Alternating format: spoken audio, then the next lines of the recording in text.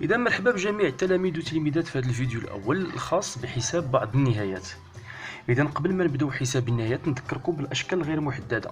الأشكال غير محددة صفر على صفر، ما لا نهاية على ما لا نهاية، صفر في ما لا نهاية، وزائد ما لا نهاية، زائد ناقص ما لا نهاية. بمعنى وقت ما لقيتوا واحد الشكل من هذه الأشكال خصكم تفكروا يا إما في التعميل، يا إما تحاولوا ديروا قسمة أقليدية، يا إما تضربوا في المرافق، مهم ديروا شي أستيس.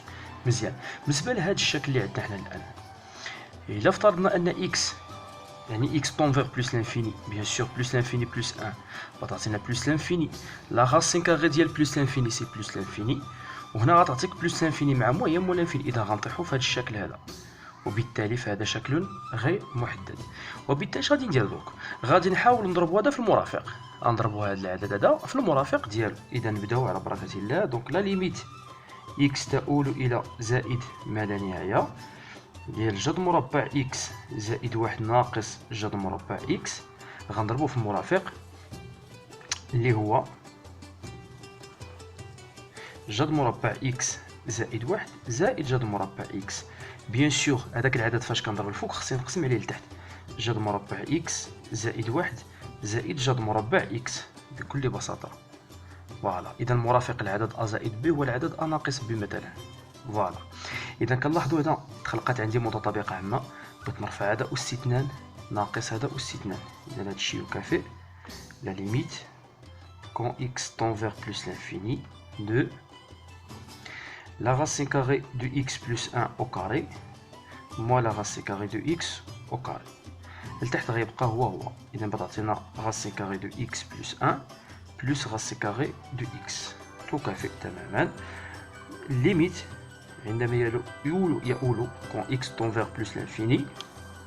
إذا هنا غتعطينا x زائد واحد الأو كاري. طبيعة الحال غنمشي مع الجذر المربع، ولكن هنا غيتعاكسوا لأن متطابقين متعاكسين. نردوا البال أن ماشي دائما جذر مربع x هذا المربع هذا إلا كان داخل هنا ماشي بحال إلا كان على برا. ردوا لها البال، هذه غادي نشوفوها مرة أخرى إن شاء الله. إذا هنا غتعطينا x زائد واحد ناقص x، ولتحت جذر مربع x زائد واحد زائد جذر مربع x.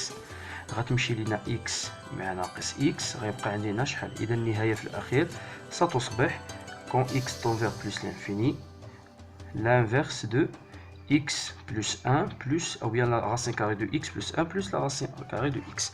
إذا اش غادي نديرو حنا؟ غادي نحاولو نقولو تساوي زيرو. علاش تساوي زيرو؟ لأن الجزء كامل يؤول إلى زائد ما لا نهاية عندما تؤول x إلى زائد ما لا نهاية، ولكن طبيعة الحال غنديرو واحد لا جوستيفيكاسيون. إذا غادي نجوستيفيو لا ريبونس ديالنا بيان سور. نبداو حاجه بحاجه. تو سامبلومون نبداو بهذا لو تيرم هذا اللي هو هذا. دونك حنا عندنا اش بيان سور كتعرفوا المركب دالتين، بمعنى اكس الا كانت يؤول لما لا نهايه فجذر مربع اكس يؤول الى ما لا نهايه ايضا. تنهضر على ما لا نهايه الموجبه. مزيان. اذا نمشيو الان لا ليميت. حنا طبعا قلنا ou bien on sait que ou la hors par composition la limite quand x tend vers plus l'infini de x plus 1 est égal à quoi? Est égal à plus l'infini. C'est حاجة positif. Et les limites quand x tend vers plus l'infini ديال la racine carrée de x est égal à plus l'infini. Alors on peut dire quoi? Que la limite quand x tend vers plus l'infini la racine carrée de x plus 1 est égal à combien? Plus l'infini. Ça c'est par composition. Voilà. D'abord on va par somme. Donc par somme, qu'est-ce qu'on a par somme?